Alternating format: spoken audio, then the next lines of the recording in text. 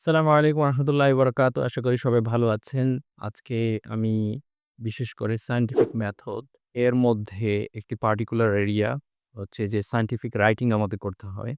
তো সেই scientific writing এর মধ্যে বেয়ার মিনিমাম যদি বলি তাহলে ল্যাব রিপোর্ট অথবা টেকনিক্যাল রিপোর্ট বলা যায়।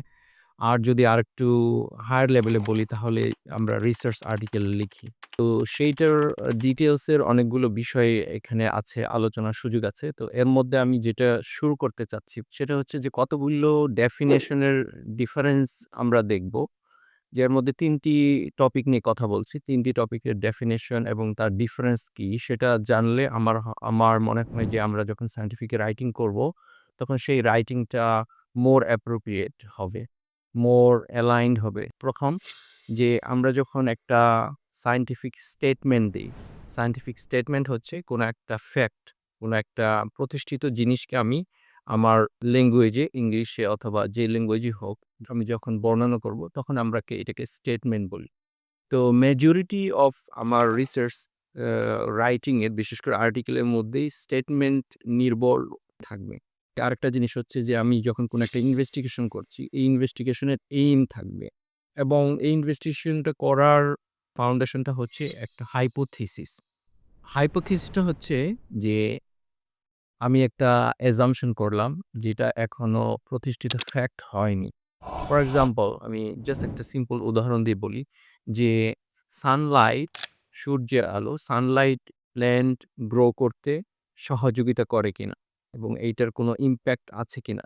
তো এটা নট সিওর। তো হাইপোথিসিসটা হচ্ছে যে এইটা ট্রু হতে পারে এবং এইটা ভুল প্রমাণিত হতে পারে। তো এই কারণে যখন আমি হাইপোথিসিস লিখি তখন এইখানে একটা কনফিউশন থাকবে যে আমার পুরা সেন্টেন্স মেকিং এর মধ্যে it might be true, it could be true, whether but or nor এই ধরনের কিছু কম্পোনেন্ট আমার এই রাইটিং এর মধ্যে থাকবে। এটা হচ্ছে ডিফারেন্স হচ্ছে স্টেটমেন্ট এবং হাইপোথিসিস।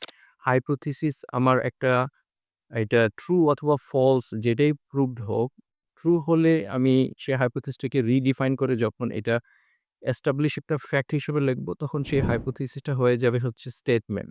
যেটা আমরা সায়েন্টিফিক আর্টিকেলের মধ্যে লিখি। আর যখন এই হাইপোথিসিসটা যদি ফলস প্রমাণিত হয় এন্ড অফ ইনভেস্টিগেশন, তখনও সেটা ফ্যাক্ট হয়ে যাবে যে আমি এখন রেজাল্টটাকে লিখছি হাইপোথিসটাকে ডিফাইন করে যে আসলে প্ল্যান্ট গ্রোইং এর ক্ষেত্রে কোনো হেল্প করে না। ফর এক্সাম্পল তাহলে এটা স্টেটমেন্ট হয়ে গেল। অথবা আমি রেজাল্ট যেটা পেয়েছি, সানলাইট প্ল্যান্ট গ্রোইং এর ক্ষেত্রে পজিটিভ ভূমিকা পালন করে। তাহলে এটা অফ হাইপোথিসিস থেকে এটা ফ্যাক্টে কনভার্ট হয়ে গেল। এখন এইম হচ্ছে যে আমি এই হাইপোথিসিসটাকে কিভাবে আমি প্রুফ করব, যে ইনভেস্টিগেশনটা করছি সেটাই হচ্ছে আমার এই ইনভেস্টিগেশন অথবা এক্সপেরিমেন্টের এইম। আমি যদি আবারও সামারাইজ করি, আমি একটা হাইপোথিসিসকে যখন কনভার্সন করব স্টেটমেন্টে, তখন কনফিউজিং যে ওয়ার্ডগুলো আছে, ইফ বা নট, মাইট, কুড, ওয়েদার এই ধরনের শব্দগুলো এখান থেকে ওমিট হয়ে যাবে এবং আমি এটা স্টেটমেন্ট হিসেবে, ট্রু ফ্যাক্ট হিসেবে, এস্টাবলিশ ফ্যাক্ট হিসেবে এক্সপ্লেইন করব অথবা ডেসক্রাইব করব। আর যখন স্টেটমেন্টকে আমি হাইপোথিসিসে কনভার্ট করতে চাইবো, তখন এই স্টেটমেন্টটাকে আমি এমনভাবে রিরাইট করব যে এখানে একটা কনফিউশন থাকে। এটা হতেও পারে, নাও হতে পারে। সেটাই হচ্ছে কনভার্সন। আর যখন হাইপোথিসিসকে আমি যখন বলবো যে to investigate, to find out, to see, তো এই ধরনের ওয়ার্ডিং দিয়ে শুরু হবে হচ্ছে ইনভেস্টিগেশন স্টেটমেন্ট। তো এই ছিল, এইটা একটা ছোট্ট কম্পোনেন্ট যেটা আমার টোটাল সায়েন্টিফিক রাইটিং এর বেটার আন্ডারস্ট্যান্ডিং এর জন্য হেল্পফুল হবে। তো আজকে এই পর্যন্ত থাকলো। পর্যায়ক্রমে আমি আরো সায়েন্টিফিক রাইটিং অথবা রিসার্চ মেথোডোলজি এটা নিয়ে একটি সিরিজ আলোচনা করব। সেই পর্যন্ত ভালো থাকবেন। আসসালামু আলাইকুম রহমতুল্লাহি